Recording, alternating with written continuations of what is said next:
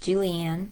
It's Sunday, September the 5th, 2021, and I'm in Tulsa, Oklahoma, and I wanted to make this short video in honor of my friend Cindy Niles, who is in Australia.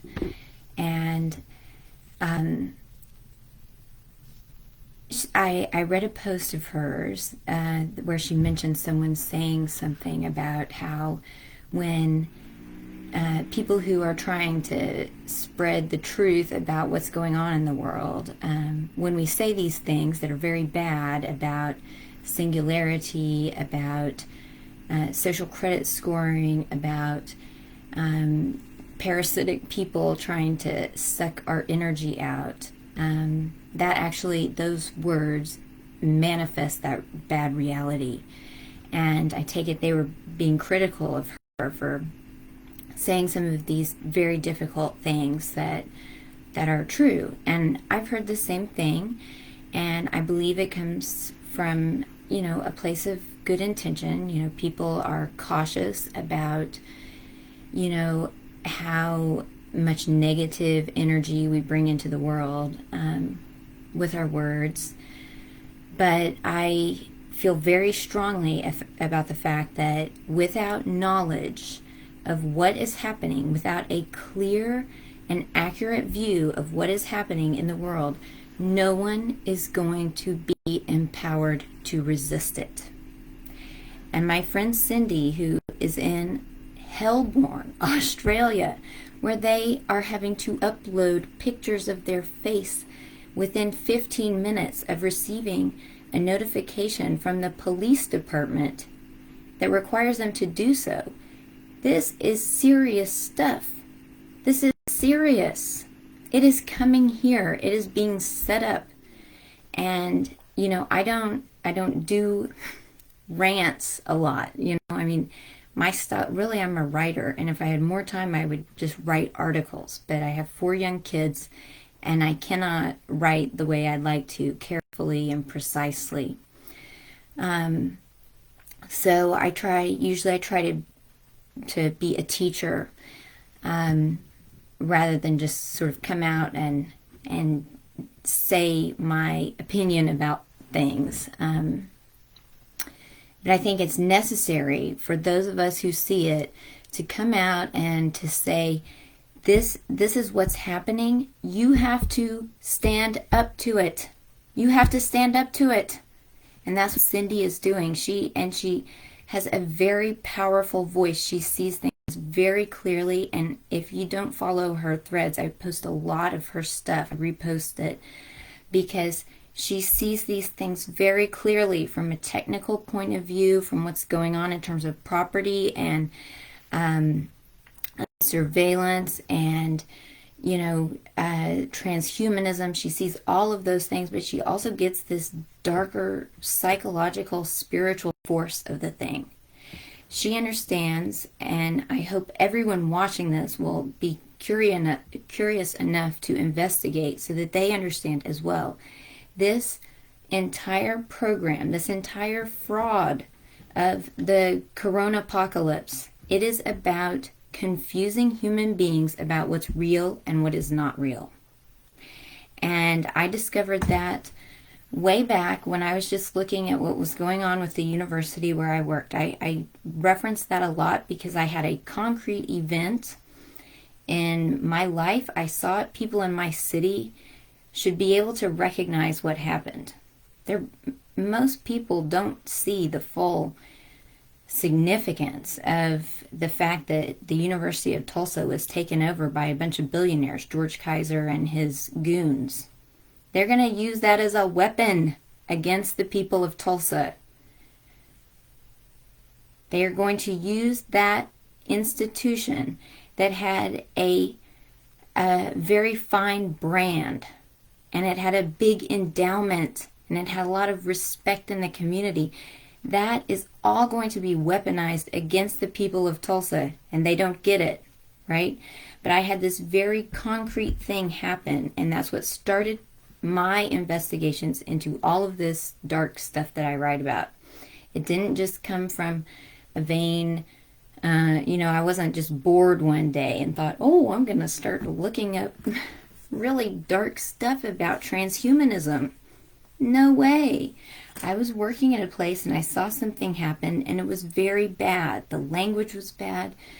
The way that faculty and students were treated at this place, it was totally rotten. And anyone with a moral compass should know, like, this is not how you treat people. So I investigated it. And once I started investigating it, you get into things like the Fourth Industrial Revolution. It's not a joke.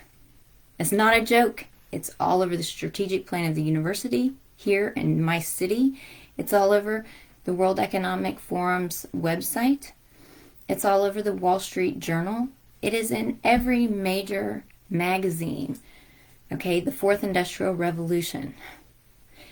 And one of its key tenets is mixing a convergence of the biological, physical, and digital worlds. Why? Well, ultimately it has to do with the fact that our lives will be moved to the cloud, to virtual reality. That is where we are supposed to live and buy real estate and enjoy whatever kind of world we want. That's how we don't make trouble for them, because we have pleasure living behind VR goggles. They can only imprison us if we do not understand the difference between what is real and what isn't. So in order to imprison us, which is their plan, they have to confuse us, especially children, about what is real and what is not real. They have to do that. I actually raised that point when my children were in a different school than they're in now. I raised that point to some of the teachers. I said, you guys have to stop the technology. One, the technology is changing the way that children think and process information. Two, it is harvesting data about them that's going to go into a human capital score. Three, that electronic training, it is going to adapt to each individual child, and it is going to deliver a personalized learning experience, meducation, let's call it.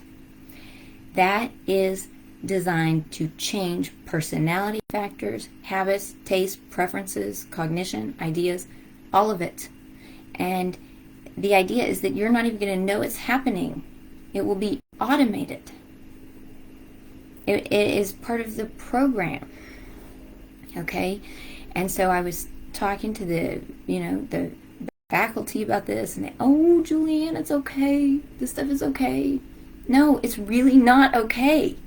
It's not okay. I don't care if it's a silly little spelling app. It is not okay. You don't understand the money behind it. You don't understand the intent. And the intent is to get children and teachers and parents and business people and spiritual leaders and, every human being. The point is to get them to be so dependent on this technology that it becomes part of them and it becomes their life. If you look at even, how I use social media now, I never used it before because this is not a genuine human interaction. I mean, you guys can see me and I'll read your comments and I feel like I know some of you because we have interacted and, in which ways, through this whole fight. But it is not the same as real life. Real life is out there, locked down. Real life, it's the people in Australia who cannot leave their homes. Right? Real life is it is under threat right now. And it is because people are confused about what's real and what isn't. And the only way that we can break free of this confusion is by telling the truth about it. And it is an ugly truth. It's an ugly truth. Who wants to believe that there is a class of people who have been designing for centuries to enslave the rest of us? No one wants to believe that. I would have been the first person to defend the medical establishment and say, oh, they would never do that. I have said that before, and I mean, not to give myself a break here or anything, but like I think part of the reason was because nobody told me. Nobody told me.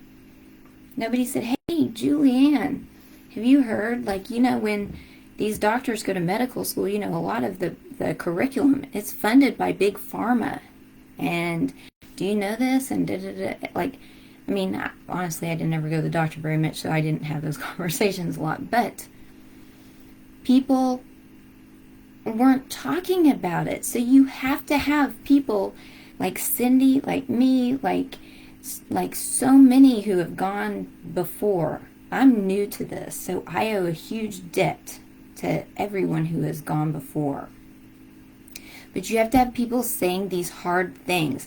And we are not manifesting those things, but rather our intent, I believe, is to give people the knowledge that they need in order to make their own good choices. I don't want to tell anyone what to believe, but I do want to give you better information than you're going to get from the media. Because the media is going to tell you a million confusing things. They say, wear a mask, don't wear a mask. Wear 3 masks. Wear a mask only when you're walking to the table at the restaurant, and then you can take it off. Wear a mask with a straw through it. Who knows? Wear a mask and a pinwheel on your head. They say all sorts of things, and people want to believe that it's been vetted, that it is reliable information. They do not want to seek out the sources of the numbers that are presented, and this one I really don't understand. They do not see the patterns. There are patterns to all of this garbage media. It has the same cadence when you read it out loud. It has the same tropes. It has the same words, the same language. So it is very easy to spot impact media or solution journalism, which is designed to get readers to think or believe a certain thing and ultimately to change their actions. It's very easy to spot that kind of journalism if you just take a few minutes to educate yourself about it. But people right now, they have been terrorized for 18 months, really longer. They've been here in the States, we've been brainwashed since 9/11, longer than that. I mean, everything goes back longer, right? But especially since 9/11, people have been absolutely brainwashed. We don't know who our real enemies are. We do not know who the people who are going against us, we don't know who they are. And no one wants to say it. I'll say here in Tulsa, Oklahoma, we have a group of Zionist foundations and churches and businesses that are taking over our public services, our education, our churches, our parks, all sorts of things. No one wants to say it. But all you have to do is look at our city flag and see the symbolism. All you have to do is start looking at the money and seeing, oh, where is there a single school in Oklahoma, the state of Oklahoma, that doesn't receive some money from a George Kaiser or Michael Bloomberg funded enterprise? Certainly not in Tulsa. I would love to find an example of a school that doesn't receive any money. I mean, I think there might be 2 or 3.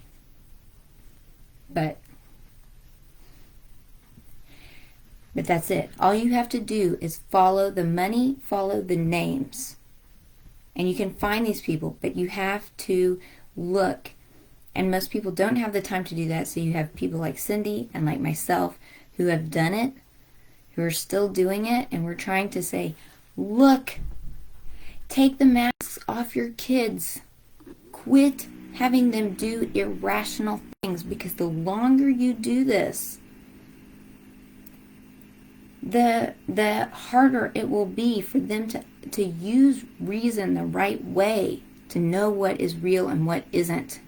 The longer we engage in activities that we know are stupid and senseless and harmful, the harder it will be to recover our right reason. And without that, we are really screwed. We are in a world of hurt if we cannot think logically and correctly and, dispassionately, impartially. I did not like finding out about all the Zionist stuff. I did not like finding out about that, and it's not cool. I've lost a lot of friends because I've said that word. But it is there. The evidence is there. I would not put myself out in public saying these unpopular things if I didn't have sources to back it up. Okay, but people have got to start talking, and you can't sit by on the sidelines any longer. If you are waiting for someone else to start the revolution, it will never happen. We have to have more people speak up publicly, and the more people do that, then the more empowered people feel, because lots of people see this stuff, but they are waiting, and you cannot wait. No one is coming. President Trump is not going to come return on a white horse to save us. He's part of it, and people won't like me for that either, for saying that either. He's part of it. Okay, so we have to say things very clearly and help people understand so that they can make good decisions about their lives, because almost everyone is going to lose their job. No work. Now, I was an academic, and I like the scholarly life. I like the leisurely life, and I don't think life is all about work. But the reality is that people have to be able to provide for themselves and their families. And this is a source of independence, and it is a way of carving out some freedom for yourself and your family. So we must have jobs for people. We must secure employment, because just look at all the nurses who have quit their positions because of this forced shot. Where are they going to go? I think the whole point is to get them to quit so that these companies can bring in the robots that they have had waiting in the wings to take care of people. They have known this was coming. It's the fourth industrial revolution. And it is designed to confuse people. So you're going to have people go to the hospital, and they're going to be cared for by a robot. And if you think I'm crazy, then you need to start reading some journalism. It's all impact journalism, but at least it will tell you what is coming. Imagine a young child or an elder having to talk to a robot like it is a real person. How demeaning. How dehumanizing. I've seen little clips, little infomercials that say, there was one, my friend Lynn Davenport from Dallas, who's also a warrior mom. She shared one, and it was about some company where it's got a little robot that hangs out with your child, and it showed the mom drinking some coffee, like in the background, like, oh, look, Joey has a friend. Oh, this robot knows him so much better than I do, can get him calmed down. What? This is not real. It is anti-human, and it is a dark, evil force. And I'll tell you, most of the people at the university where I taught, they could not see what was happening, even with when I just talked about it in terms of blockchain and pay for success financing and surveillance and human capital scoring. They could not see it. Why? Because they could not fathom the possibility of evil. So I am a firm believer in the fact that unless you can recognize the reality of evil and its hold over our world, you will be blind to all of this.